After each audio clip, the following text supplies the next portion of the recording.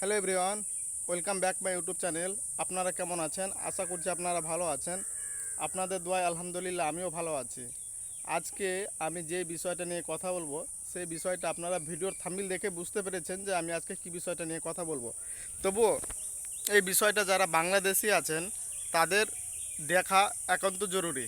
তার কারণ যেহেতু আমি ইন্ডিয়ান, তবে আমার মাতৃভাষা হচ্ছে বাংলা এবং কি আমি কলকাতার বাসিন্দা, ইন্ডিয়ান আমার সিটিজেনশিপ। তো আপনারা এই ভিডিওর মাধ্যমে যে তথ্যগুলো পাবেন, অনেকেই বাংলাদেশি ভাই যারা বিদেশে থাকেন তারাও কমেন্ট করেছেন এবং কি যারা বিদেশ যেতে চান তারাও কমেন্ট করেছেন। সকলের একটাই কোশ্চিন যে ভাই, ইন্ডিয়াতে ইন্ডিয়া থেকে যে কোনো কান্ট্রি যাওয়া যায় এবং ইন্ডিয়া থেকে যাওয়ার জন্যও যে প্রসেসটা খুব সময় কম লাগে এবং পয়সাটাও খুব কম খরচ হয়, এটার কারণটা কি? তবে আমি এই বিষয়টা নিয়ে অনেক দিন থেকে রিসার্চ করেছি এবং অনেক দিন থেকে আমার এক্সপিরিয়েন্স থেকে আমি আপনাদেরকে এই তথ্যগুলো আজকে শেয়ার করব।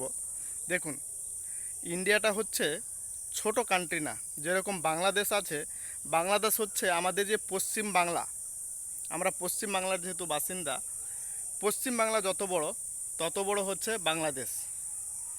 ইন্ডিয়াটা অনেক বড় একটা কান্ট্রি, অনেক বড় একটা দেশ। তাই যে কোনো দেশের এম্বাসি, যে কোনো দেশের কোম্পানি, যে কোনো দেশের এম্বাসি ইন্ডিয়াতে আছে। আপনি নাইজেরিয়া বলেন, আপনি সুদান বলেন, Saudi Arab, Dubai, Qatar, Kuwait, Bahrain, Romania, Canada, America, US, যে কোনো কান্ট্রির এম্বাসি আছে। তার জন্য ইন্ডিয়ান লোক যারা আছেন তারা বিদেশে যাওয়ার জন্য যখন ভিসা অ্যাপ্লাই করতে যায়, তাদেরকে অন্য কোনো দেশ গিয়ে, অন্য কোনো কান্ট্রিতে গিয়ে তাদেরকে ভিসা সাবমিট করতে হয় না। এবং কি তা ইন্ডিয়ান যারা সিটিজেন্স আছে তাদেরকে অতটা বেশি পরিশ্রমও করতে হয় না, যার কারণ যে তারা ইন্ডিয়ান এবং তাদের এখানে সব কিছু অপরচুনিটি আছে, সব কিছু সুবিধা ইন্ডিয়াতে আছে।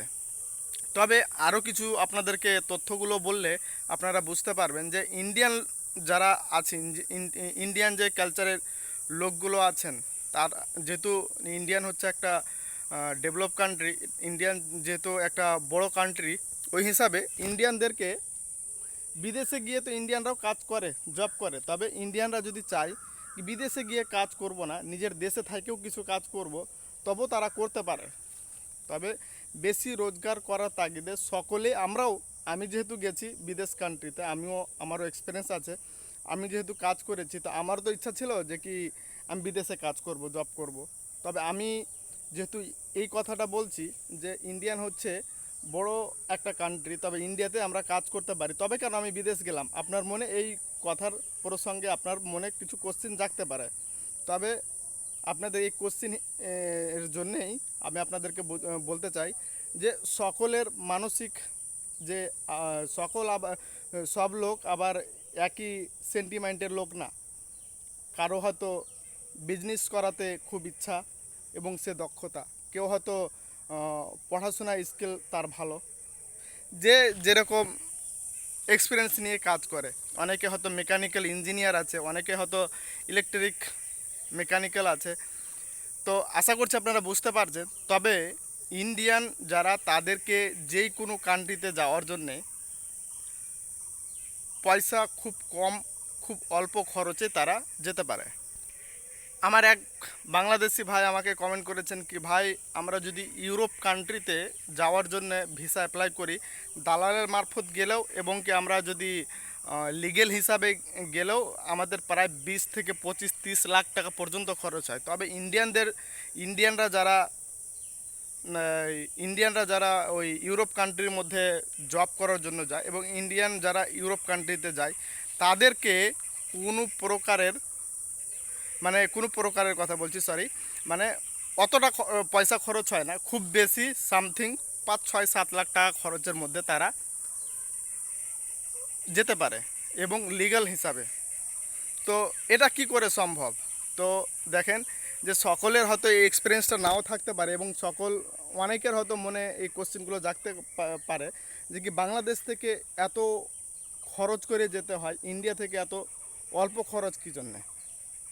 তো দেখুন ভাই, এটাই আমি আপনাদেরকে বলতে চাইছি যে যেহেতু আপনি বাংলাদেশি, আপনি যদি চান যে আমি বুলগেরিয়া যাব, ঠিক আছে, তারপর নানান কান্ট্রি আছে, এগুলোতে যদি যাবেন তাহলে বাংলাদেশে সেইগুলোর এম্বাসি নাই। আপনি যদি সেখানে দালালের মারফত কি এম্বাসির মারফত যদি আপনি ভিসা করে যেতে চান, যে কোনো এজেন্সির মাধ্যমে যদি আপনি যেতে চান, তাহলে আপনাকে কি করতে হবে, প্রথমে ইন্ডিয়ান ভিসা করতে হবে।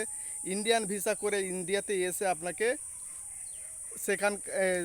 ইন্ডিয়ার এম্বাসিতে সেখানকার পারমিট, ওয়ার্ক পারমিট নিয়ে আবার ইন্ডিয়ার যে এম্বাসি আছে, আপনি যে দেশে যাবেন সেই দেশের, ওই দেশে আবার আপনাকে এম্বাসিতে গিয়ে আপনাকে আবার ওই আপনার আইডি প্রুফ সাবমিট করতে হবে।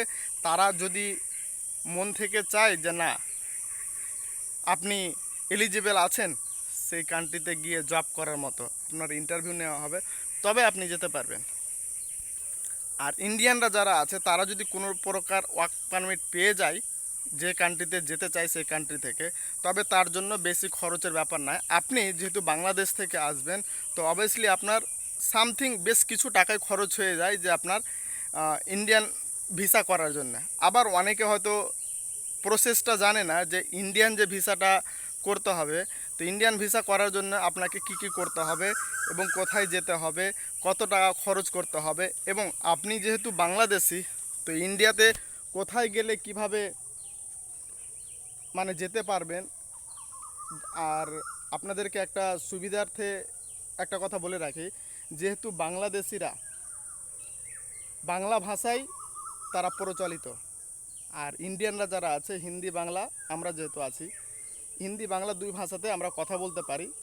তাহলে বাংলাদেশিরা যারা, তারা তো বেশিরভাগ বাংলা ভাষা, তাহলে এখন কিছু কিছু শিক্ষা করে গেছে। তারা যখন ইন্ডিয়াতে আছে তারা কি সমস্যায় পড়ে যে হিন্দি বলতে পারে না। যখন হিন্দি বলতে গিয়ে একটু মানে টানা বাঁকড়া করে বলবে, তখন হয়তো যারা দালাল চক্র আছে এবং যারা প্রতারক চক্র আছে তারা হয়তো বুঝতে পারবে যে কি লোকটা বাংলাদেশি, সে হিন্দি বলতে পারে না কেন। তখন তাদেরকে হয়তো নানান সমস্যায় ফেলে দেয়, নানান চিটিংবাজে মানে পড়ে যায়। এটা আপনারা হয়তো ভাববেন না যে কি ইন্ডিয়াতে কোনো চিটিংবাজ নেই, ইন্ডিয়াতে প্রচুর চিটিংবাজ আছে। হয়তো অনেকে আছে যে 100 জন লোক এই ব্যাপারে যদি আসে, তাহলে 50 জনই প্রতারণার শিকার হয়ে যাচ্ছে। তার কারণ যে এটা ইন্ডিয়া যেটা হচ্ছে, ইন্ডিয়ান সিটিজেনশিপ যারা, তাদের হচ্ছে দেশ, বাংলাদেশিদের না, তাদের ক্ষমতাটাও খুব কম থাকে।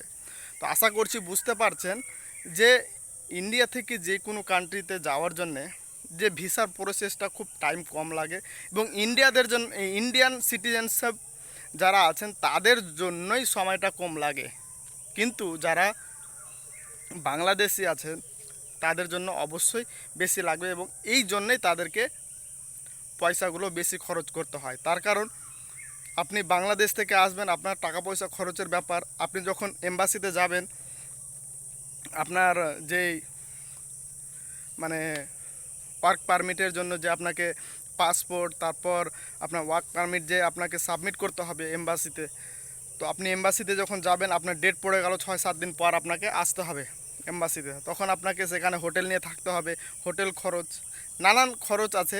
এভাবে তাদেরকে নানান প্রসেসে বাংলাদেশিদের ভিসার প্রসেসের খরচটা বেড়ে যায়। আশা করছি আপনারা বুঝতে পারছেন। যদি আমার ভিডিও দেখে আপনারা কিছু উপকারিত হয়ে থাকেন, তবে লাইক, কমেন্ট, শেয়ার করবেন। ধন্যবাদ।